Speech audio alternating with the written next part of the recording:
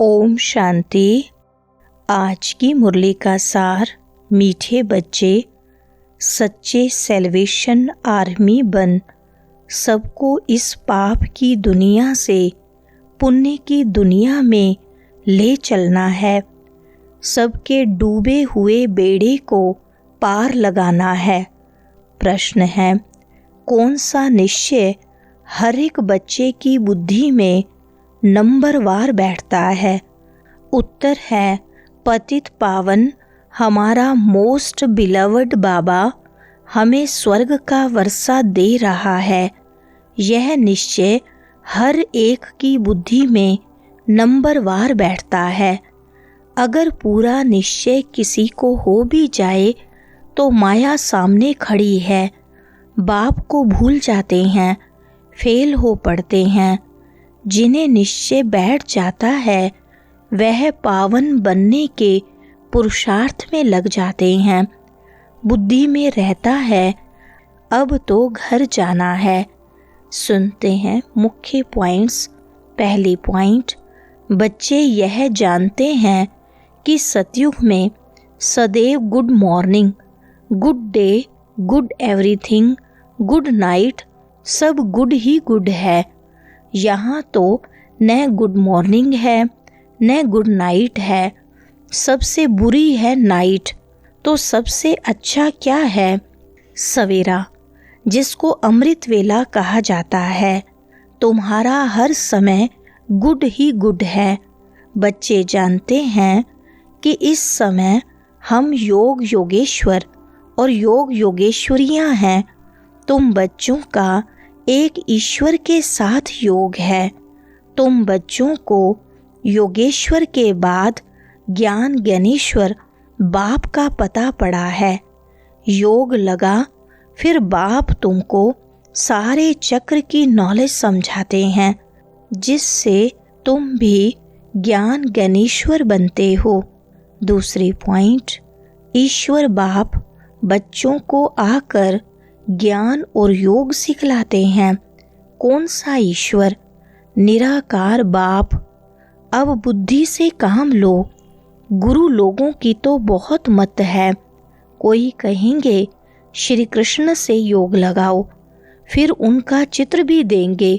कोई साईं बाबा, कोई महर्षि बाबा, कोई मुसलमान का, कोई पारसी का, सबको बाबा बाबा कहते रहते हैं। कहेंगे सब भगवान ही भगवान हैं। अब तुम जानते हो मनुष्य भगवान हो नहीं सकता।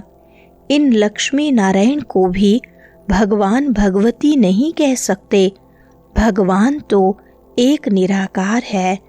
तीसरी पॉइंट, सतयुग में कथाएं आदि होती नहीं। बाप बैठ समझाते हैं। सिर्फ भगवान व ईश्वर कहने से रसना नहीं आती है। वह बाप है तो बाबा कहने से संबंध स्नेहपूर्ण हो जाता है। तुम जानते हो हम बाबा मम्मा के बच्चे बने हैं, जिससे हमको स्वर्ग के सुख मिलते हैं।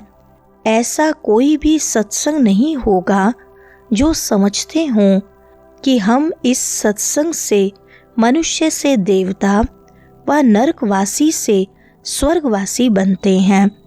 अभी तुम्हारा सत बाप के साथ संग है। गाया भी जाता है, सत्संग तारे, जिस्मानी संग बोरे। बाप कहते हैं आत्म अभिमानी, देही अभिमानी बनो।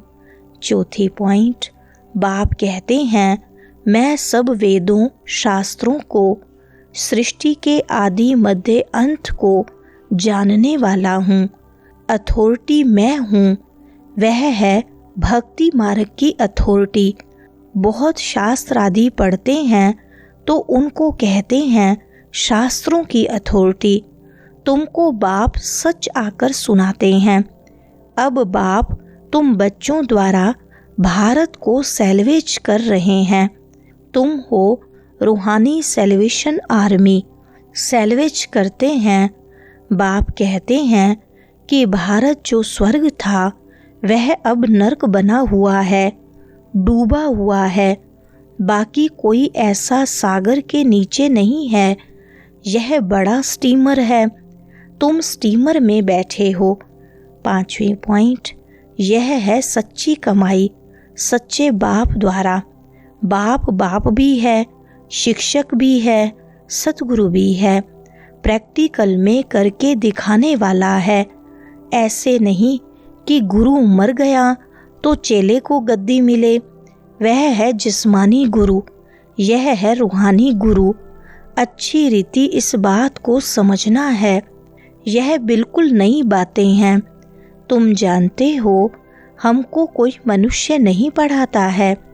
हमको शिव बाबा ज्ञान का सागर पतित पावन इस शरीर द्वारा पढ़ाते हैं। तुम्हारी बुद्धि शिव बाबा तरफ है, उन सत्संगों में मनुष्य तरफ बुद्धि जाएगी।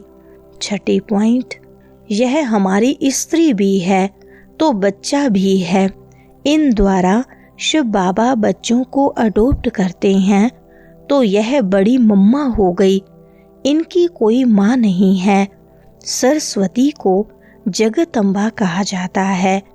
उनको तुम्हारी संभाल करने के लिए मुकर्रर किया। सरस्वती ज्ञान ज्ञानेश्वरी, यह है छोटी मम्मा। यह बड़ी गूढ़े बातें हैं। तुम अभी यह गूढ़े पढ़ाई पढ़ रहे हो। तुम्हें विद रिस्पेक्ट पास होना है।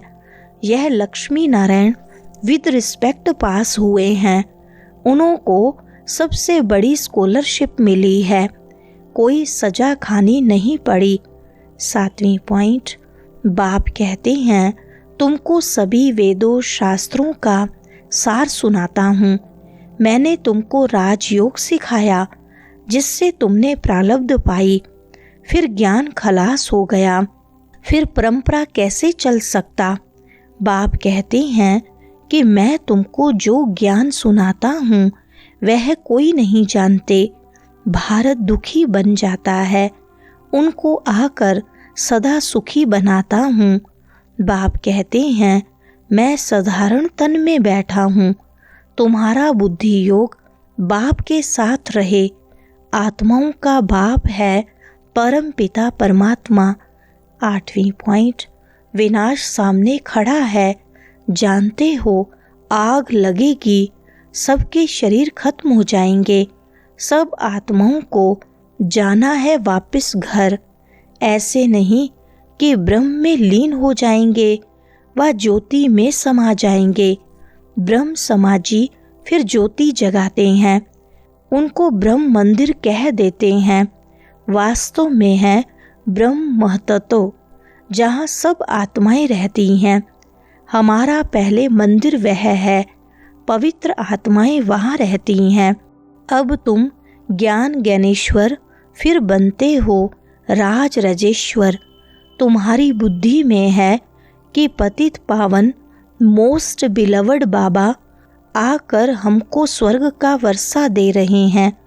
9वीं पॉइंट, तुम जानते हो कि पुनर्जन्म ले हमको फिर 84 जन्म भोगने हैं।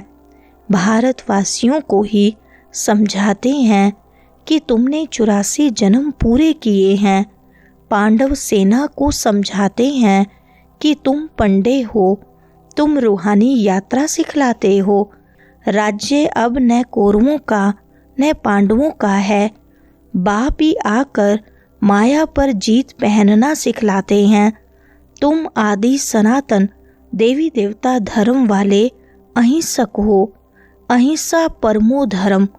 मुख्य बात है काम कटारी नहीं चलाना है। अब नाटक पूरा हुआ, हमको वापस घर जाना है।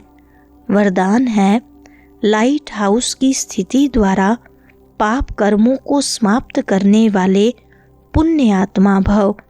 विस्तार है जहाँ लाइट होती है वहाँ कोई भी पाप का कर्म नहीं होता है, तो सदा लाइट हाउस स्थिति में रहने से माया कोई पाप कर्म नहीं करा सकती।